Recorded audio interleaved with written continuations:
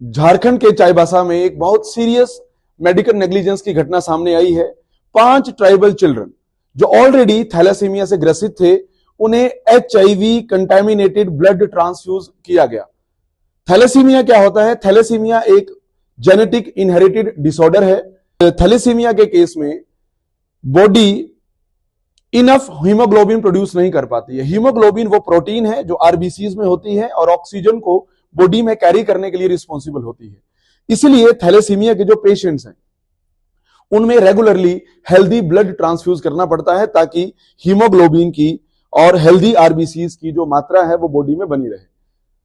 तो उन 5 tribal children को जो ब्लड ट्रांसफ्यूज किया गया वो एचआईवी से कंटामिनेटेड ब्लड था। हालांकि जब भी ऐसा जो ब्लड है वो कलेक्ट किया जाता है, इसके बाद उसकी वेरियस प्रोसेसेस हैं जिससे उस ब्लड को गुजरना पड़ता है। बहुत सारे टेस्ट उसमें किए जाते हैं, लाइक रैपिड टेस्ट है, एलाइजा टेस्ट है, इसके अलावा न्यूक्लिक एसिड टेस्ट है। ये स्पेशल जो किट्स होती हैं, ये किट्स अप्रूव की जाती हैं by national AIDS control organisation.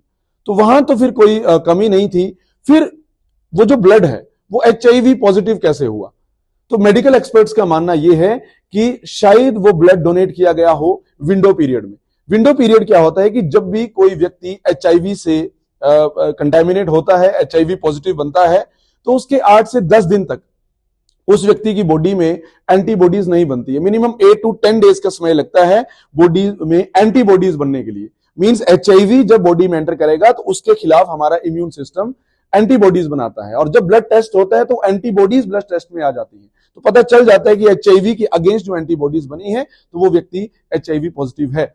लेकिन जो विंडो पीरियड है 8 to 10 डेज का, उस दौरान ये एंटीबॉडीज बॉडी में नहीं बनती हैं। तो शायद ये विंडो पीरियड वाला केस हो कि जिन डोनर्स ने ब्लड डोनेट किया हो वो उस दौरान ही ब्लड डोनेट किया हो, शायद वो टेस्ट में नहीं आया हो।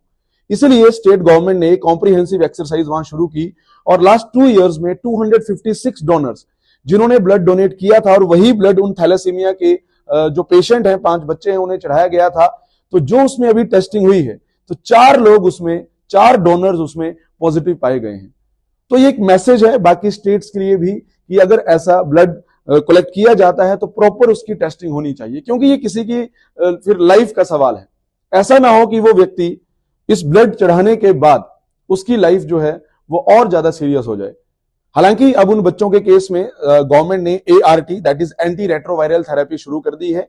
एआरटी क्या होता है? एआरटी में एक कॉम्बिनेशन है ड्रग्स का, मेडिसिन का, जो लाइफ लॉन्ग एचआईवी पेशेंट्स को खानी पड़ती है ताकि बॉडी में वो मेडिसिन एचआईवी को सप्रेस करके रखती है।